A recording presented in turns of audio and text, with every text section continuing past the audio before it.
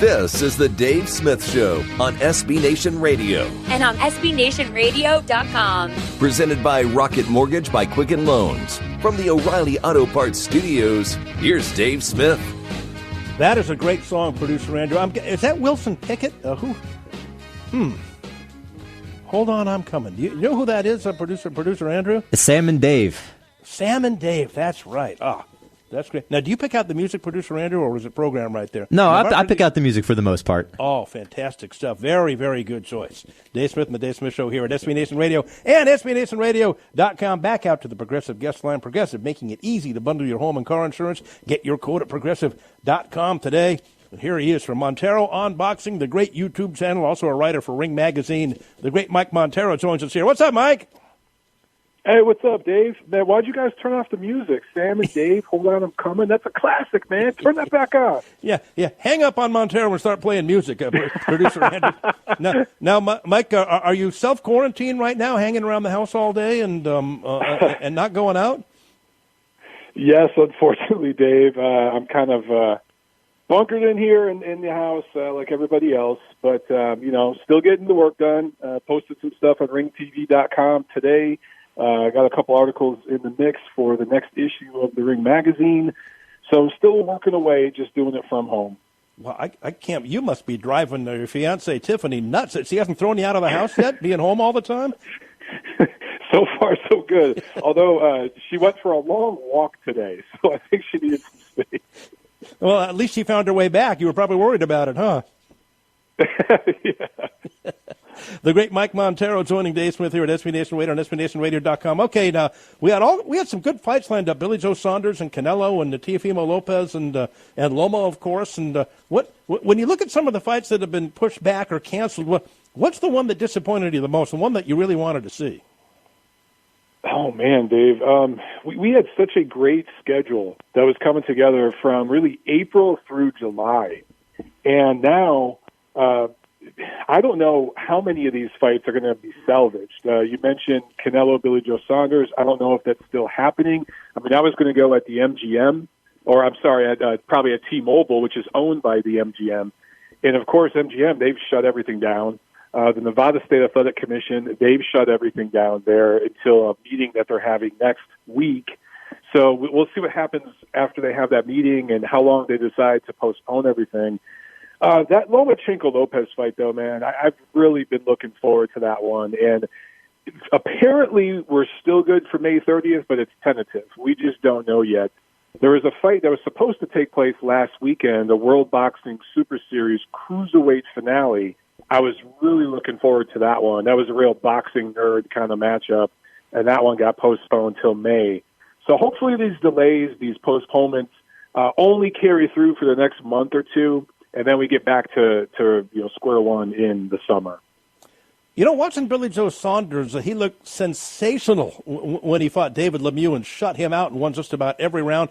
Didn't look very good in his last fight, and I don't know, maybe he's just the type of guy that rises to the occasion depending on who he's fighting, but I thought he was a live dog here. If that happens on Cinco de Mayo weekend, he's a southpaw, slick, good boxer. That's the type that have given Canelo trouble throughout his career, and of course, another Irish traveler, another gypsy, along the lines of Tyson Fury. Maybe that had worked for him. Yeah. But I thought he was a good live dog here.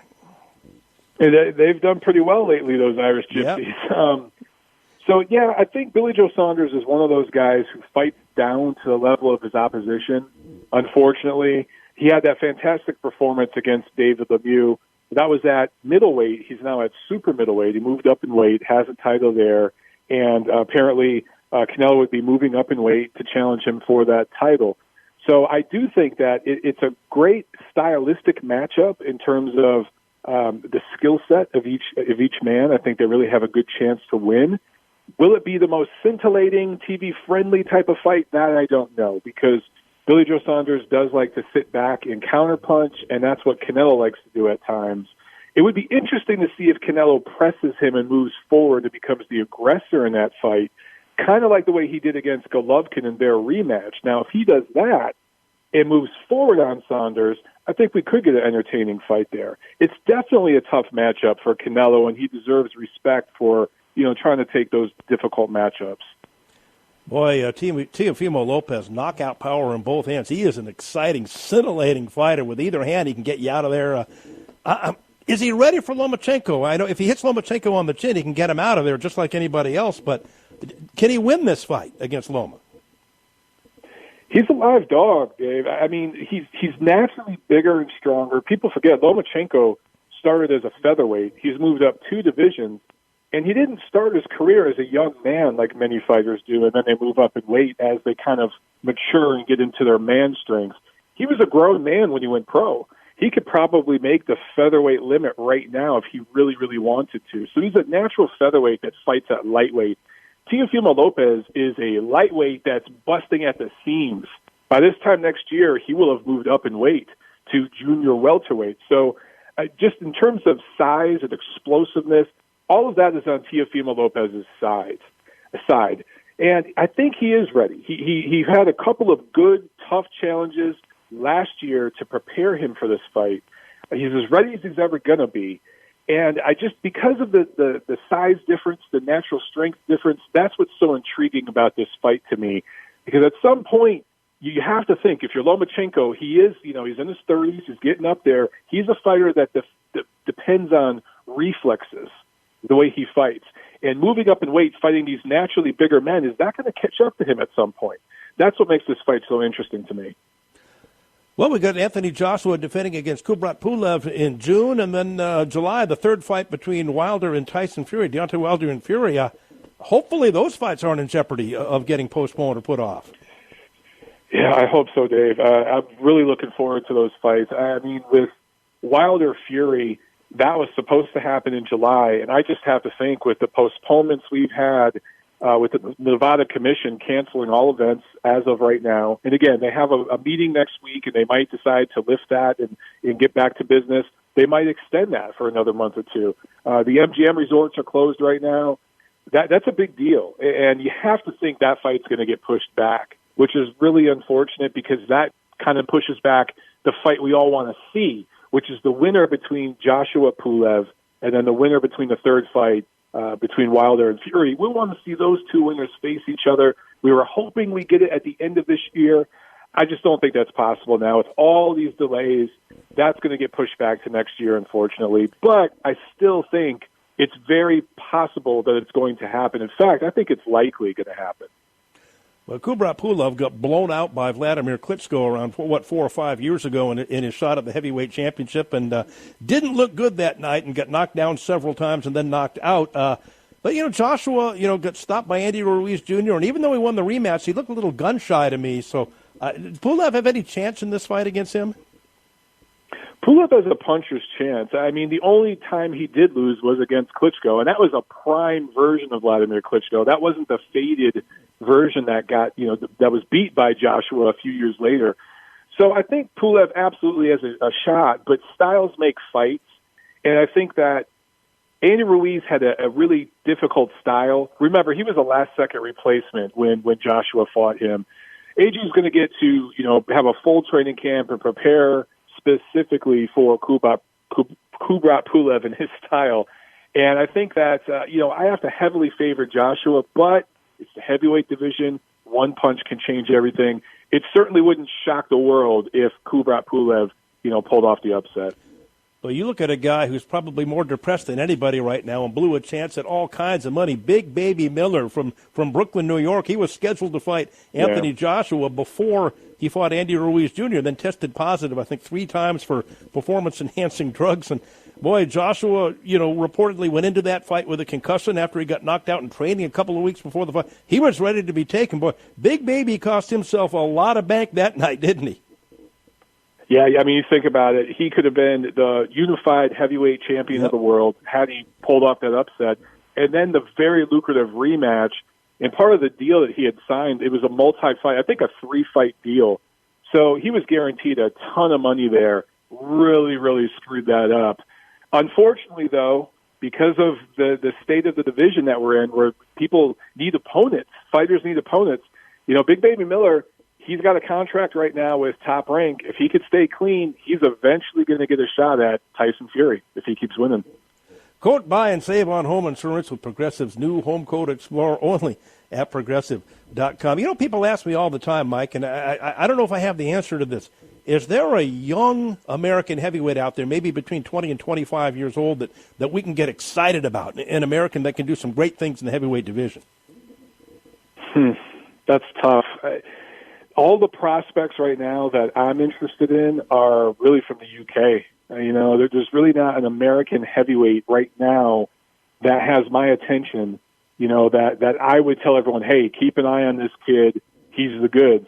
There's a couple of guys that, you know, maybe I'll keep an eye on them, but I just haven't been impressed yet.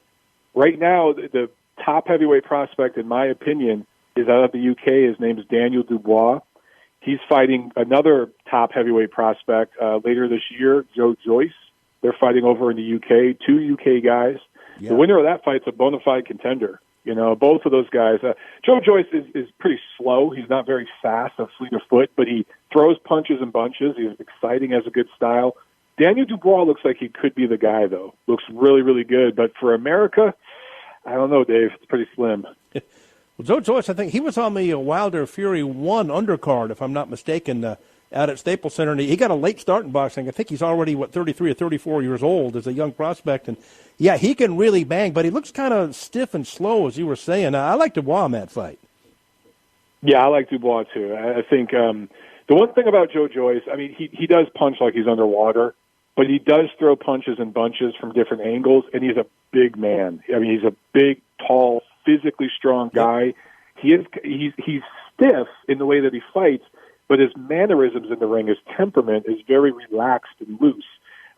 So I think he will pose an interesting challenge for Dubois, but Dubois seems to have that twitchy kind of muscle and explosiveness, you know, in the way that he punches. So he kind of is like a hybrid between Deontay Wilder and Anthony Joshua in the sense that he's got the explosiveness and the twitchiness that Wilder has, but he has the fundamentals and the athleticism, the skill set that Anthony Joshua has. So what we don't know yet is, can he take a punch? If he could take a punch, he could be the guy. I thought Triple G won both of his fights against Canelo Alvarez, although I thought he won the first one easily. The second one I thought was closer, but I still thought he won both of them. Now, a third fight is coming up, in the fall, hopefully in September, maybe Mexican Independence Day weekend after they both have a fight here. I would imagine Oscar's going to insist it's in Las Vegas again, Mike, and if it is in Las Vegas, Triple G can never win a decision there against Canelo. Yeah, I mean, you're not alone, Dave. A lot of people, obviously, the overwhelming majority of fans and media felt that Golovkin won that first fight. Second fight was very, very close, and it was interesting to see Canelo change up tactics. He did very, very well. You could make an argument there for either way, you know, either guy winning or for a draw. In this third fight, it's definitely going to be in Vegas because that's where the money is. Let's face it. They're going to go there for the money. DAZN, which will be showing the fight, you know, they're going for the subscribers. They want to get all the whales there in Vegas. So it's going there. And you have to think, yeah, the house is on Canelo. The thing is, it will have been, if this thing happens in September, it will have been 2 years since their second fight. How much has Golovkin aged versus Canelo? Right now, Canelo is absolutely in his physical prime. You can see it. He's peaking as a fighter. Golovkin's looked a little old lately. Now, he has stopped training in high altitude at Big Bear, California. He left Abel Sanchez in that camp up there in the mountains. He's now training at sea level. He has a different trainer, a different camp. Will that rejuvenate him? We shall see. But look, that third fight, it's still one of the biggest fights you can make in boxing. And who knows, maybe no matter how many times these guys fight and how old they get, they'll always make for great fights. Some fighters just go together like peanut butter and jelly, Dave. You know, it's funny you brought that up. We've talked about that before, Mike, about there's a school of thought when you get into your early to mid-30s that you shouldn't train at altitude anymore, and it kind of oxygenates the blood, and you don't have any legs come fight night. And is that an old wives' tale, or do you think there's something to that? You know, I've talked to a lot of experts about that, and it seems that the opinion is divided, as most things in life are. Some people hate training at altitude, and they think it's a bad thing. Everyone agrees that it's good to do for short periods of time. The debate is, do you go up there and do like a 3 or 4 week mini camp to start your training camp and then come back down to sea level, or do you stay up there the whole time? And that's where the debate is. For Golovkin and his team, they obviously made the decision that they're not going to do the high-altitude training anymore. We'll see how that works. But I got to tell you, I talked to plenty of experts like Victor Conti, who runs Belco Labs up there in the Bay Area in California, and he doesn't like the extended periods of high-altitude training. Then there are other people who think it's great. Most fighters and trainers that I talk to, they like to do it for about 3 to 4 weeks, and that's it. How's Errol Spence Jr. doing, Mike? You had that horrible car crash, the Ferrari flipping 7 times, and we saw the highlights of the accident on the street video cameras, and just an absolute miracle of God he wasn't killed. He's not wearing a seatbelt, and he flips his Ferrari going 100 miles an hour. He's under the influence of alcohol. It's a miracle he's still alive here, and came out of it with no broken bones, just a couple of missing teeth and maybe a concussion. And he said he was going to fight again in May, but I would imagine with the coronavirus thing that gets pushed back. But how close is he to being? Do you think do we need to see him fight first before we could say Errol Spence is back and let's put him in there with Bud Crawford? Yeah, so Errol Spence, him and his team have said, hey, we don't need a tune-up fight. We can go right in against the top guys. I think that'd be a bad idea, and I think that his management has kind of put the kibosh on that, and they're going to take it slow. I know that he's been doing some light training, but he hasn't been doing any sparring from what I'm hearing or any really heavy training. And as you mentioned, with the COVID-19 issues and everything getting pushed back, he's probably not going to fight till late this year. That's probably going to be more of a tune-up fight. I don't think we're going to see him in with a top opponent until 2021. We're going to see Bud Crawford in there against one of the PBC guys. You know, ESPN and PBC mixed it up with Fury and Deontay Wilder twice. So can Bob Arum and Al Heyman make something happen with Bud Crawford and somebody in that PBC stable in the welterweight division? You know, that's a good question. I think that a big reason why we saw Deontay Wilder and Tyson Fury fight, and this is all speculation just coming from me, okay, I think that Deontay Wilder and his handlers at the PBC thought that they were going to beat Tyson Fury. And I think they maybe underestimated him a little bit. Maybe they overrated their guy a little bit.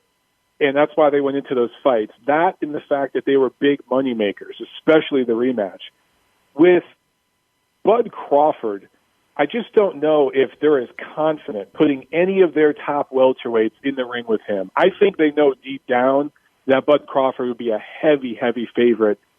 Against Spence, you know, before the car accident, well, that may have been a toss-up fight. But we don't know what he's going to look like now, Dave. I mean, we don't know if he's ever going to be the same again. You mentioned the miracle that he didn't break any bones or have any significant injuries. But we've seen it before where guys have been in traumatic accidents like that. It just didn't look the same. They weren't the same athlete. They weren't the same human being after that. So we don't know what's going to happen with Spence. All the other PBC welterweights, you have to think that Bud Crawford would be a huge favorite, not just a slight favorite, but a significant favorite. So I don't know if they're going to be as quick, as eager to do business across the aisle with Top Rank and ESPN and everything for a fight like that. It's possible that we might see him fight Sean Porter. They have talked about a Terrence Crawford-Sean Porter fight. So that might be possible, but that's probably it.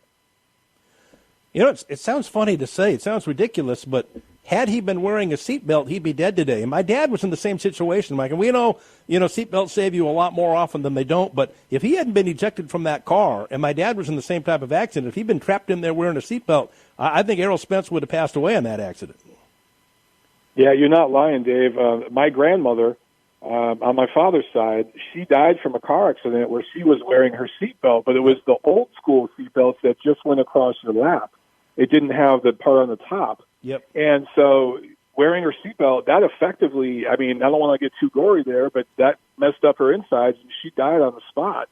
So it is kind of just crazy. There's no better word than that, crazy, that Errol Spence being ejected from a car, basically blacked out because he was so drunk, flying through glass, rolling around on the street, and the guy walks away from it with a few broken teeth. I mean, that's like winning the lottery, you think about it. Well, yeah, it's like my dad back in the day. He was in an accident. Somebody hit him, and his car flew in the air, and he the car wound up on its roof upside down and started to go on fire. If he'd have been hanging there, trying to get that seatbelt off, he would have been dead. But fortunately, he was able to crawl out the window. Wow. That sounds like a movie. It does. Yeah. Great stuff as always, Mike. Thanks for all the great boxing talk. We'll have you on again soon. Go to Montero on Boxing and Ring Magazine. Thanks, Mike. Thanks, Dave. Have a good one.